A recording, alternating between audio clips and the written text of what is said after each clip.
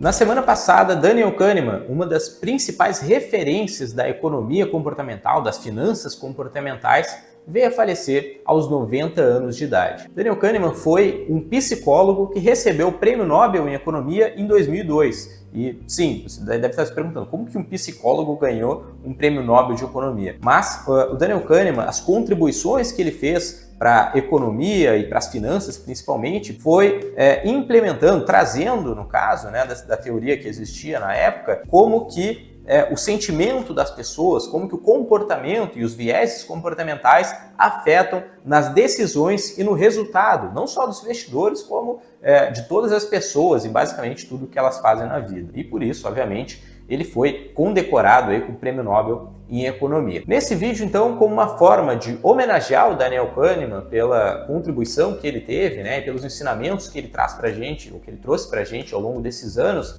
eu decidi reunir os 4 pontos principais, né, em relação às contribuições, de uma forma bem resumida, obviamente, do trabalho dele ao longo desses 90 anos de idade. Antes da gente começar, não se esqueça de marcar o joinha se gostou desse vídeo e também se inscrever no nosso canal para continuar acompanhando os próximos conteúdos, tá bom? Então vamos lá. Então o primeiro é a teoria das perspectivas. Daniel Kahneman, ao fazer seus estudos, ele evidenciou, ele entendeu que as pessoas valorizam os ganhos de uma forma diferente da perda, mesmo que elas tenham a mesma proporção, certo? Ou seja, as pessoas dão muito mais peso para a perda do que para o ganho. O que isso quer dizer? Então vamos pensar que você está andando na rua e encontra R$1.000 ali no chão.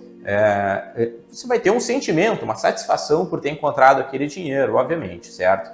O que o Daniel Kahneman analisou então nos seus estudos? Que numa mesma ocasião, vamos supor que você esteja andando na rua e em vez de encontrar R$1.000, você venha a perder R$1.000. Então o Daniel Kahneman, ele descobriu que quando uma pessoa perde dinheiro, o sentimento que ela tem, né, a proporção que ela dá para aquela perda que ela teve é muito maior do que se ela tivesse ganhado o mesmo valor. E se a gente puxar isso para o contexto de investimentos, por exemplo, quer dizer que, vamos supor que você investe em ações da Magazine Luiza e ganhe R$1.000. Você vai ter um sentimento de, olha, legal, sentei aqui minha cal e ganhei R$1.000 com as ações da Magazine Luiza. E por outro lado, se você investe na mesma ação da Magazine Luiza e perde R$1.000, o sentimento que você tem é muito pior, né? No caso, obviamente é pior porque você está perdendo dinheiro, mas a proporção dele é muito maior do que ganhar R$1.000. Então esse é o ponto aqui para o Daniel Kahneman, e ele traz que isso afeta então, né, o comportamento das pessoas de uma maneira que elas acabem tomando decisões precipitadas. Você já deve ter visto alguma pesquisa,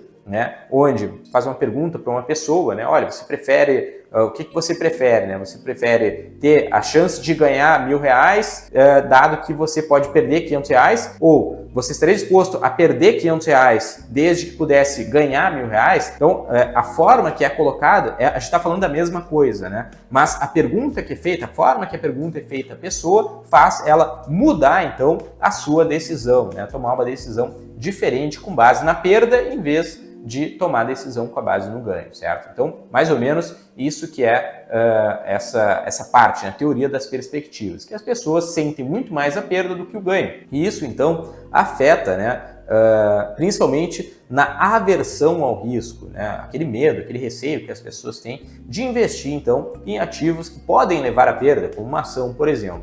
Investir em ações você pode perder dinheiro, mas a possibilidade de ganho é muito maior. Então, várias pessoas não entendem essa relação, né? Olha, não quero perder dinheiro de forma alguma. Então, ela não assume esse risco de investimento em ações, no caso, e obviamente nunca vai ter um retorno positivo, um retorno muito bom na sua carteira de investimento, certo? Então, assim que as perspectivas, né, afetam então a decisão dos investidores, mas pode afetar em qualquer questão do dia a dia. A segunda contribuição muito relevante do Daniel Kahneman é em relação às heurísticas e os vieses comportamentais e como que eles afetam as pessoas no dia a dia. Então, esses vieses, né, essas heurísticas que o Daniel Kahneman fala, são comportamentos que a gente tem por impulso ou por gatilhos mentais, né, que levam a gente a tomar alguma decisão, muitas vezes precipitada. Então, vamos pensar primeiro aqui no viés de disponibilidade, que é um dos... existem vários vieses, né? Nós vamos falar apenas de alguns deles, Como exemplo, o viés da disponibilidade. Já deve ter acontecido com você. Vamos supor que você esteja pensando em trocar de carro e decida comprar ali um Golf GTI, tá? Como exemplo. Por ter colocado isso na sua cabeça, né, essa informação do Golf GTI estar na sua cabeça, toda vez que você sair na rua, pegar um ônibus, andar de Uber ou mesmo andar de carro na rua, você vai ver muito mais Golfs do que você via anteriormente, tá? Então isso não quer dizer que existem mais Golfs do que outros carros, certo? Mas na sua cabeça, para você começar a notar aquele carro agora, vai parecer que você está vendo muito mais Golfs do que outros carros, do que um Polo, do que, enfim, do que um outro carro, tá? Então, esse é o ponto do viés de disponibilidade. Você coloca uma coisa na cabeça e aquilo começa a aparecer para você com mais frequência. Não quer dizer que esteja aparecendo com mais frequência, e sim que você está notando aquela questão com mais frequência. Outro viés bem comum, né, do Daniel Kahneman é o viés da ancoragem. Isso aconteceu bastante com os investimentos de Bitcoin, ou até de algumas ações que derreteram aí nos últimos anos, últimos meses e tudo mais. Então agora a gente está na alta do Bitcoin, mas antes dele alcançar essa alta, né, ele chegou a 60 e poucos mil dólares e caiu a 15 mil dólares, que é o viés da ancoragem. Vamos supor que você tenha comprado o Bitcoin a 50 mil dólares. E aí ele foi a 60 e caiu a 30, 20, até 15 mil dólares novamente. O viés da ancoragem, ela faz com que o investidor guarde na cabeça dele que, olha, o Bitcoin já valeu 50, então eu vou ficar com ele aqui porque ele vai chegar, em algum momento ele vai chegar. E pode acontecer desse valor, né, desse preço nunca chegar. No Bitcoin aconteceu, tá? Mas a gente pode pensar no exemplo de uma ação, por exemplo. Você comprou lá a Magazine Luiza a R$10 por ação, hoje ela está valendo 2. E na sua cabeça, né, na sua ancoragem, você pensa, não, se a ação já teve em 10, ela pode voltar a 10. E talvez esse preço nunca chegue, tá? Então esse é o viés da ancoragem, mais ou menos. O terceiro ponto, né, a terceira grande contribuição do Daniel Kahneman foi na contabilidade mental. Ele traz, né, ele diz que as pessoas costumam separar as suas finanças, os seus ganhos, as suas despesas em caixinhas diferentes na cabeça e que isso acabam levando elas a tomar decisões erradas de gastos, de investimentos e tudo mais, tá? Eu vou usar um exemplo aqui bem comum, bem prático, né? Vamos supor que você faça uma aposta esportiva e ganhe R$500, certo? E o seu salário é de R$2.000, por exemplo. Com aquele ganho, né, você cria uma caixinha de, olha, ganhei R$500 aqui numa aposta esportiva. Botei R$5 e ganhei R$500.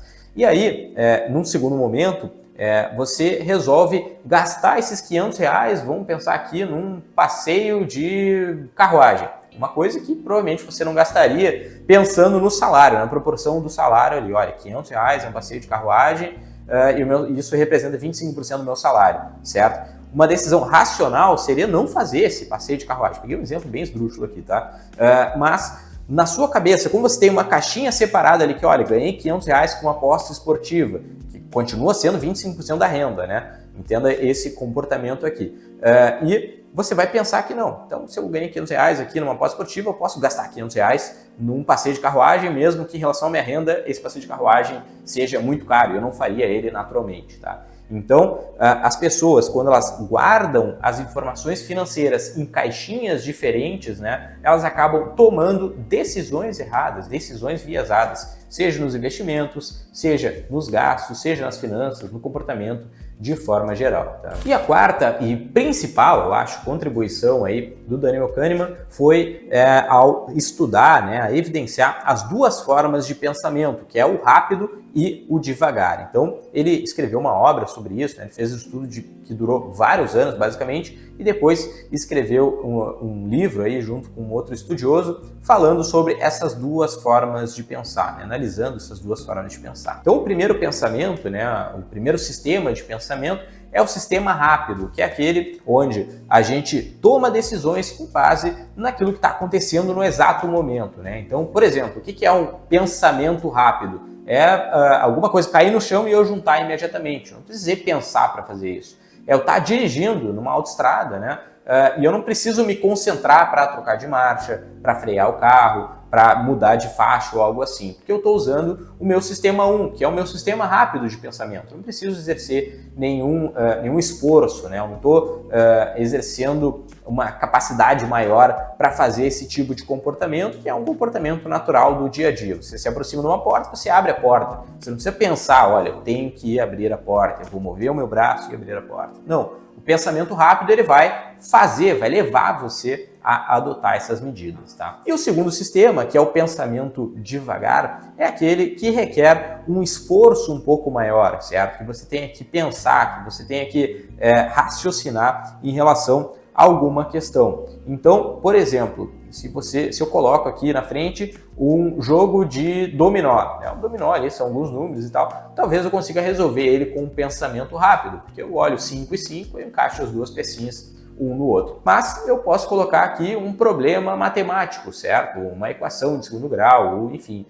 algum tipo de equação, algum problema matemático, onde você vai olhar e você não consegue resolver aquilo imediatamente. Tem que parar, ler aquela questão, né? Ler aquele problema e pensar, buscar no seu subconsciente, buscar na sua memória como que resolve uma equação de segundo grau, lá com Bhaskara e tudo mais, certo? Então esse é o pensamento devagar. E essas então são as duas formas que as pessoas têm de pensar ou de adotar suas medidas ali no dia a dia. Tem a maneira rápida, que é aquele que você adota o comportamento por impulso, e a forma devagar, que é onde você para, pensa e adota a medida que faz mais sentido. E se a gente puxa esse raciocínio para o mercado financeiro, que sempre é possível, né? A gente consegue adotar a economia comportamental para as finanças comportamentais, basicamente, é a gente pensar, por exemplo, ali nas eleições de 2022, o preço da Petrobras, das ações da Petrobras, caiu consideravelmente por conta do risco, né, do Lula assumir o poder. Tá? Então,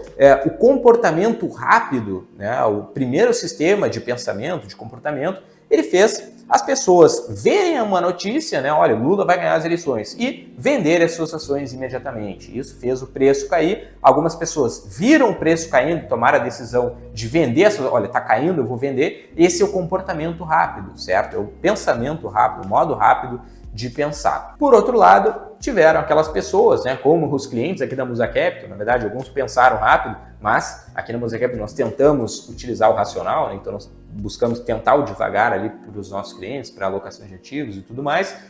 O que o comportamento devagar, o pensamento devagar fez a gente, qual medida, né, que fez a gente adotar naquele momento? A gente viu a notícia, olha, Lula vai ganhar as eleições, ou ganhou as eleições, enfim, né, quando saiu a notícia de fato, a gente foi lá e pensou, olha, beleza, pode deteriorar a empresa, pode ter intervenção, pode acontecer, enfim, o pior que pode acontecer para o resultado da empresa, mas isso ainda não aconteceu, a empresa continua com fundamentos, a empresa ainda tem ativos de valor, né, ativos que valem a pena, como ela caiu, ela está com preço descontado em relação aos seus indicadores e tudo mais. Então, o método, né, o sistema 2 de pensar, o sistema devagar, fez a gente decidir que, olha, não faz sentido vender essa ação agora, porque ela ainda tem fundamentos, ela ainda vai gerar caixas, enfim, ela tem uma perspectiva positiva para o futuro, independentemente de quem está no governo, certo? Então, é assim que no mercado financeiro, né, as pessoas são levadas a pensar, seja por uma queda, seja por uma notícia ou algo assim. E o que a gente procura aqui é tirar esse viés comportamental, esses vários vieses que existem, né,